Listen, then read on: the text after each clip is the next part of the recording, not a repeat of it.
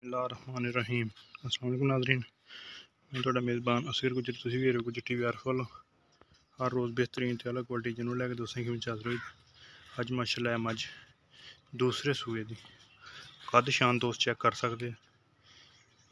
लंबाई मझ दी, खुड्डा शान मझ दी, कल्ला कल्ला थन मझ टोरी दर गड्डियां मैं टाका माशाअल्लाह खुलियां, कल्ला कल्ला थन पिया मारी दर सिर मैनू गोल तो मैनू बरीक तो निकली तो बिल्कुल पाक साफ, कल्ला कल्ला थन मैनू पीढ़ी के पावे होंगे। पिछले दोवें पैर सफैद, टाकां दोस्त चेक कर सकते। वाड़े दे विच खुली रहने वाली मझ, चंगी माशाअल्लाह कद शान वाली मझ, फुल खूबसूरत। अख सफैद चिट्टी, थल्ले वाला बुल सफैद, कन्न मैनू वड्डे छजे छजे, कंडीशन एंड पर तोड़ने देना, पद्धर मैनू लिबास मैनू बड़ा पद्धर ते चौड़ा पिछों चेक कर मारी दिहाड़े को 10 कढ़दी सून दे 15 थना दी पिछे दी जान दे उत्थे हर तरह की गारंटी होएगी।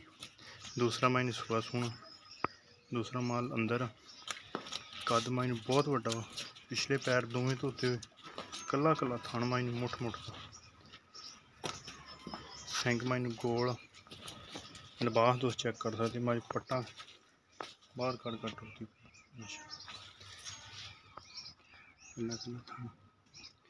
चारे थन कल्ले कल्ले। फिर पहलों का रिकॉर्ड मझ का 14 तो 15 लीटर का रहा।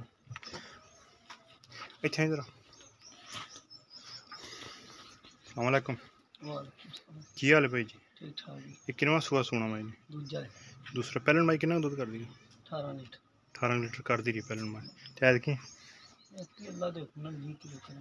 ऐतकी माई 20 किलो करेगी। अच्छा तो इको ही मुल दस देना तो सोहना जहा दस देना, बार बार प्यार हो बता नहीं। 3,30,000 रुपया फाइनल रेट कराऊं तो 3.5 लाख। ठीक हो गया। उम्मीद करने चाहिए वीडियो आएगी दोस्तों बहुत ही पसंद आती।